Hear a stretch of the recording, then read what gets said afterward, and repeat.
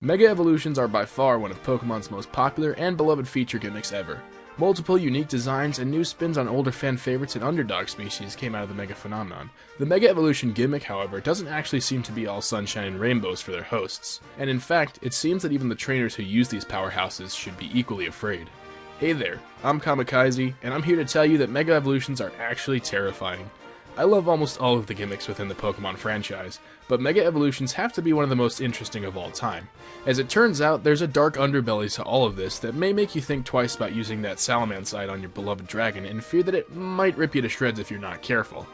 First, for all of my Gen 1ers out there, let me briefly discuss the Mega Evolution phenomena. In Generation 6, which is Pokémon X, Y, Omega Ruby, and Alpha Sapphire, Mega Evolution Transformation was introduced, which allows certain species of Pokémon to take on a more powerful and usually more visually appealing form. Sometimes types may change and stats will increase, but these forms of Pokémon are incredibly unique to their original base counterpart. There are a total of 46 Pokémon species that can Mega Evolve, with a total of 48 Mega Evolutions being possible. Mega Evolution occurs when one of the 46 species of Mega Evolution holds their respective stone, and the player holds a keystone, allowing for the transformation to take place.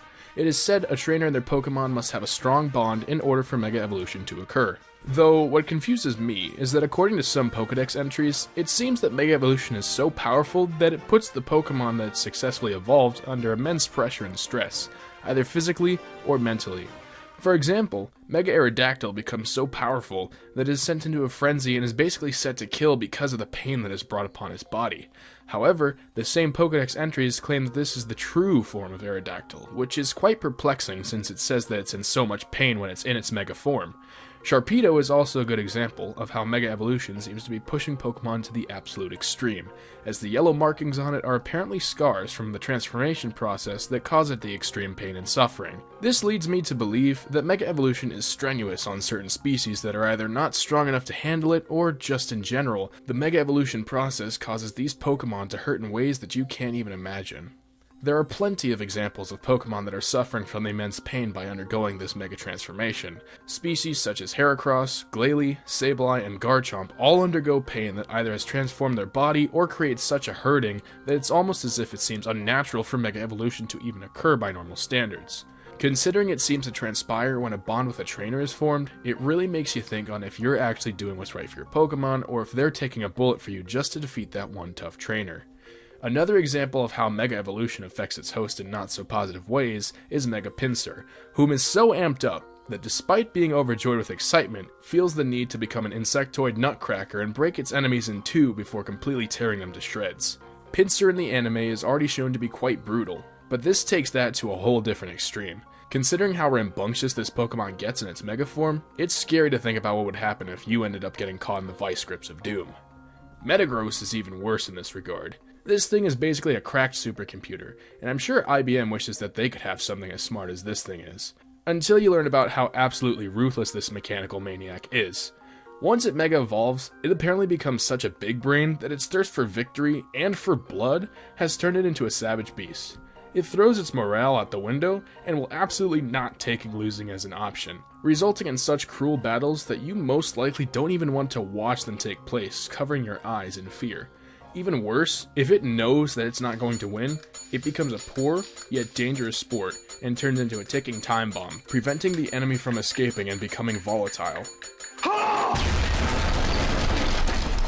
Personally, Mega Metagross already looks scary as is, so imagining it being this destructive in battle is definitely an unsettling thought.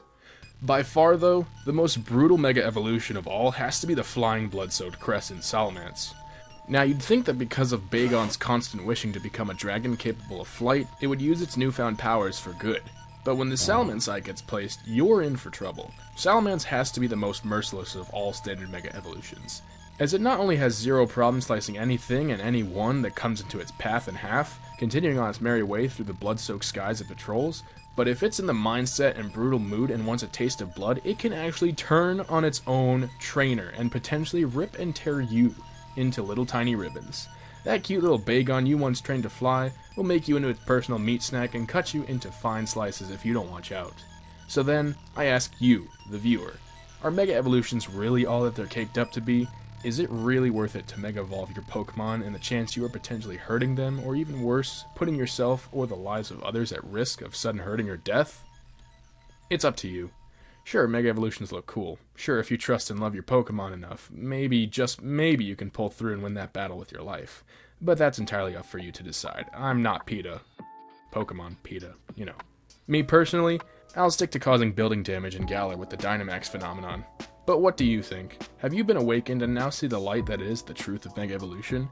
Do you still stand firm on the fact that Mega Evolutions are the best gimmick in the franchise? Let me know in the comments below. I'd love to hear what you have to say. If you enjoyed the video, it would mean a lot for me if you go ahead and hit the like button and subscribe with the bell icon enabled to join the Glaceon gang today. That's all for this video. If you liked it, here are a couple more that you might enjoy. Until next time, I'm Kamikaze, but you can call me Kai. I hope you have a great rest of your day, and I'll see you next time. Thanks for watching.